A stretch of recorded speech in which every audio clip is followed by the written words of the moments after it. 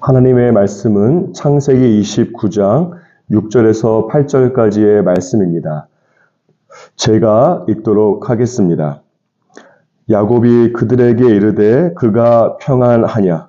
이르되 평안하니라. 그의 딸 라헬이 지금 양을 몰고 오느니라. 야곱이 이르되 해가 아직 높은즉 가축 모일 때가 아니니 양에게 물을 먹이고 가서 풀을 뜯게 하라. 그들이 이르되 우리가 그리하지 못하겠노라. 때가 다 모이고 목자들이 우물 아귀에서 돌을 옮겨야 우리가 양에게 물을 먹이느니라. 아멘. 오늘 말씀 안에 보면 야곱이 우물에 있던 양떼의 목자들에게 모든 무리가 오기까지 기다리지 말고 먼저 양들에게 물을 먹이라고 말하고 있습니다. 그 이유는 무엇인가 하면 6절 말씀에 보면 야곱이 저 멀리에서 라반의 딸 라헬이 양떼를 몰고 오는 것을 보았기 때문에 그렇습니다. 야곱은 먼저 다른 목자들의 양떼에게 물을 먹이고 모두 보낸 다음에 라헬과 대화를 나누고 싶은 것입니다. 하지만 양떼의 목자들은 8절 말씀에 보면 모든 양떼가 모일 때까지 기다릴 것이라고 야곱의 제안을 거절하고 있습니다. 많은 사람들이 좋아하는 김창옥 씨의 강연에서 다음의 사실을 알게 되었습니다. 그것은 무엇인가 하면 남자들이 여자가 예쁜지 아닌지를 알아보는 데 걸리는 시간이 0.5초라고 합니다. 남자들은 그냥 본능적으로 멀리서 걸어오는 여자라고 할지라도 그 여자분이 매력적이지 아닌지를 바로 알아보는 것입니다. 그리고 성경도 17절 말씀에 보면 라헬이 곱고 아름다웠다라고 말씀하고 있습니다. 야곱은 그렇지 않아도 하란에 배우자를 찾기 위해서 왔는데 저 멀리서 양떼를 몰고 오는 라헬이 얼마나 예쁘고 매력적인지 0.5초 안에 순식간에 알아차리게 된 것입니다. 따라서 야곱은 외삼촌 라반의 소식도 알아볼 뿐만 아니라 무엇보다 매력적인 라헬과 단둘이 있으면서 대화를 하기 원하는 것입니다. 그러므로 야곱은 라헬과 단둘이 있기 위해서 우물가에 있었던 목자들의 양떼에게 먼저 물을 주고 보내려고 한 것입니다. 이것은 야곱이 모든 양떼들이 모여야만 우물물을 먹일 수 있는 당시의 규칙을 한 번에 깨뜨리려고 하는 것입니다. 야곱이 하란 사람이면 뭐 그럴 수도 있겠지만 생전 처음 본 타지 사람이 하란 지역의 관습을 무시해 버리려고 하는 것이죠. 이것을 보면 야곱은 자신의 목적을 이루기 위해서는 수단과 방법을 가리지 않는 사람인 것을 보여주는 것입니다.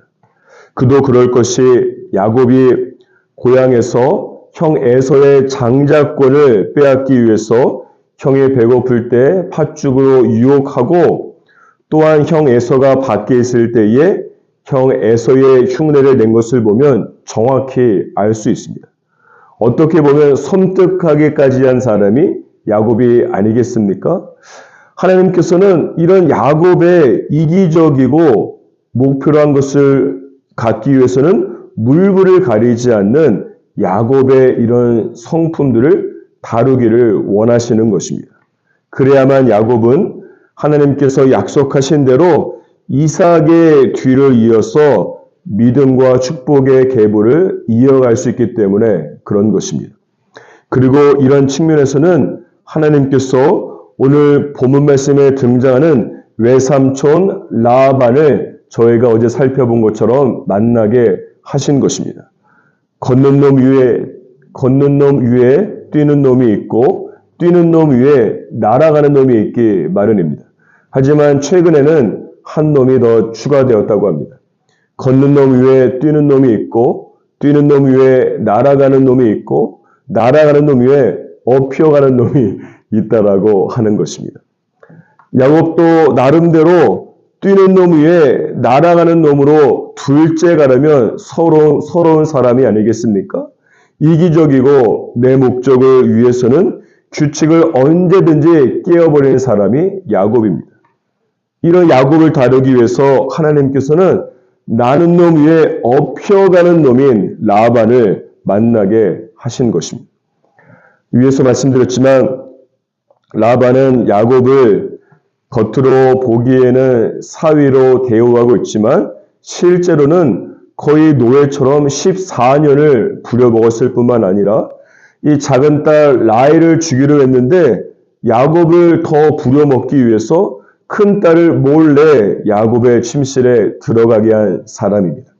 라반은 야곱을 부려먹고 이 자신의 배를 채우기 위해서 어떻게 보면 두 딸도 모두 다 팔아먹고 결혼의 관습도 깨뜨리고 더 나아가서 거짓말을 밥 먹듯이 하는 사람입니다.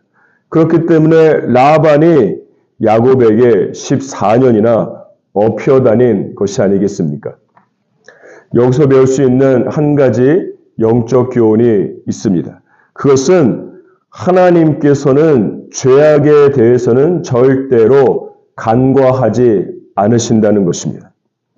하나님께서 자신의 독생자 예수 그리스도를 다른 사람의 죄악을 위해서 십자가에서 죽어서 죄의 대가를 치르도록 하실 만큼 하나님께서는 죄악을 미워하시고 공의의 하나님이시기 때문에 그렇습니다. 여러분이 지금까지 살면서 다른 사람의 죄악으로 고통과 피해를 당했을 수 있고 지금도 마음이 어렵고 분노와 좌절 가운데 있을 수 있습니다. 그런데 나에게 피해를 준 사람을 보면 너무나 잘 살고 있는 것입니다. 오히려 더 잘 되는 것을 보면 도대체 하나님의 공의가 어디 있고 하나님께서 살아계시는 것은 맞는지라고 하는 의심이 들 때가 많습니다. 하지만 저와 여러분이 그렇게 느끼는 이유는 무엇인가 하면 하나님께서 내가 원하는 시간과 장소에서 내가 원하는 방법으로 내가 기대한 방법으로 나에게 고통을 준 사람을 심판하지 않기 때문에 그렇습니다. 하지만 오늘 본문 말씀에서 야곱이 자기보다 더 사기꾼 같은 라반을 만나서 정말로 찢어지게 고생하는 것은 하나님께서 야곱의 죄악을 심판하고 계신 것입니다. 야곱이 형 에서를 팥죽으로 유혹해서 장자권을 빼앗고 어머니 리브가와 함께 아버지 이삭을 속여서 거짓말하고 축복을 받은 죄악에 대한 하나님의 심판이 야곱에게 일어나고 있는 것입니다. 두 눈 뜨고 앉아서 장자권의 축복을 빼앗긴 에서의 마음이 얼마나 분하고 고통스럽겠습니까? 친동생 야곱을 죽이고 싶을 만큼 에서는 야곱의 죄악으로 고통을 당한 것입니다. 그렇기 때문에 하나님께서 이런 야곱의 죄악을 라반을 도구로 사용해서 심판하고 계신 것입니다. 그런데 잘 생각해 보십시오. 지금 야곱이 라반을 만나서 생고생을 하며 속임과 이용을 당하는 것을 에서가 다른 곳에 있는데 어떻게 알겠습니까? 에서는 야곱과 서로 다른 장소에 살고 있기 때문에 하나님께서 야곱을 심판하고 계신다는 사실조차 전혀 모르고 살아가고 있을 것입니다. 따라서 하나님께서는 절대 죄악을 간과하지 않으시고 내 방법이 아니라 하나님의 방법으로 내가 원하는 시간과 장소가 아니라 하나님이 결정하시는 시간과 장소에서 죄악에 대해서 반드시 다루시고 심판하시는 분이십니다. 그러므로 지금까지 저와 여러분에게 죄악을 행했지만 멀쩡히 잘 살고 있는 사람들 때문에 불평하고 하나님을 원망하지 마시기 바랍니다. 하나님께서 직접 결정하신 시간과 장소에서 하나님의 도구를 통해서 그 사람을 심판하고 계십니다. 믿음은 내 눈에 보이지 않고 내가 느낄 수 없지만 하나님께서 공의의 하나님으로 나에게 죄를 행한 사람을 심판하시는 것을 믿고 맡기는 것이 믿음입니다. 야곱이 에서에게 행한 한순간 죄악에 대해서 하나님께서는 야곱을 14년 동안이나 철저하게 다루고 심판하고 계십니다. 그러므로 나를 괴롭힌 사람 때문에 밤잠 설치고 하루하루 곱씹으며 귀한 인생을 낭비하지 마십시오. 오늘부터 공의의 하나님을 믿으면서 두 다리 펴고 주무시기 바랍니다. 그래서 시편 37편 1절과 2절 말씀에 보면 하나님께서 다음과 같이 말씀하십니다. 악을 행하는 자들 때문에 불평하지 말며 불의를 행하는 자들을 시기하지 말지어다. 그들은 풀과 같이 속히 배임을 당할 것이며 푸른 채소와 같이 쇠잔할 것이미로다. 또한 오늘 10절 말씀에 보면 잠시 후에는 악인이 없어지리니 너가 그것을 자세히 살필지라도 없으리라고 말씀하십니다. 하나님께서는 공의의 하나님이십니다. 여러분의 믿음을 가지시기 바랍니다. 내가 볼 수 있는 장소와 시간은 아니지만 내가 볼 수 없는 곳에서 하나님의 정하신 방법과 시간으로 나에게 고통을 준 사람을 심판하고 계심을 믿으면서 그 믿음을 가지고 하나님께 맡겨드리면서 오늘 하루도 공의의 하나님으로 인해서 기뻐하며 즐거워하며 살아가는 저와 여러분이 되기를 주님의 이름으로 축복합니다.